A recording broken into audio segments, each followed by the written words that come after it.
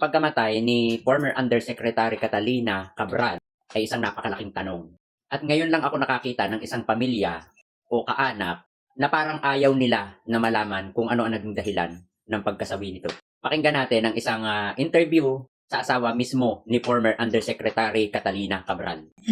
Sir, ang sinabi po kasi ay nag-ano po kayo, nag-waiver po kayo, pero pinapa-autopsy po kasi yung asawa Ay, niyo. sabi ko nga, ito na nakita naman, pinakita ko na sila yung yung bangkay. Tanggap na nila. Yung nakita Kumbaga nila, sa sinasabi tingnan nila nito kung ano yung is tanggap na nila itsura. kung ano ang nangyari. Tapos, papa-autopsy na nila na, yung nakita nila siguro, kalaputan na namin na nagbigay namin ng waiver. Baliwala sa kanya. Sir, bakit po ayaw niyo po ipa-autopsy? Ayun. Yung, Ba't ang papa-autopsy pa? Nakita mo na yung sarili mo na, yung sarili niya na nahihiwain mo pa? Kasi nakita na ako ng autopsy, binubuksan buhok. Tapos binabayaan lang, iiwan na lang yung mga mag-autopsy. Ikaw ba gusto mo namatay ka na? Gusto pa ano yun?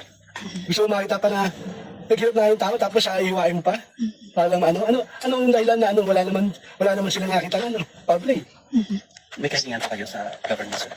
Hinihiling ko na kasi ako galing din ang gobyerno eh. Sobra yung niya na nagpakahirap ang asawa ko. 42 years in service. Tapos ayun ang nangyayari.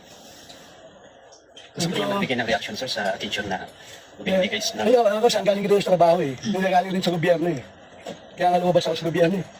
sir, gano'ng kasakit sa pamilya niyo na naantala pa po yung pagpaproseso po sa bangkay ng asawa niyo? Hindi nagluluksa po kayo. Para eh.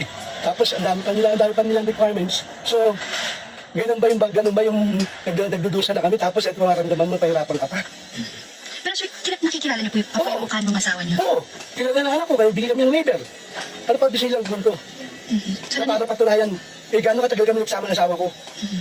naniniwala po kayo aksidente po yung pagkahulog? Oo. Well, wala tayong magagawa dyan kasi pamilya ni mismo ang nagsabi na ganon, ayaw nila pumayag. Pero ang nakakapagtaka lang dito, parang ganon kabilis nila matanggap yung pagkasawi nito ni former Undersecretary Catalina Cabral. Wala sigurong pamilya ang hindi gustong malaman kung ano ang totoong nangyari. At tanggap na kaagad nila.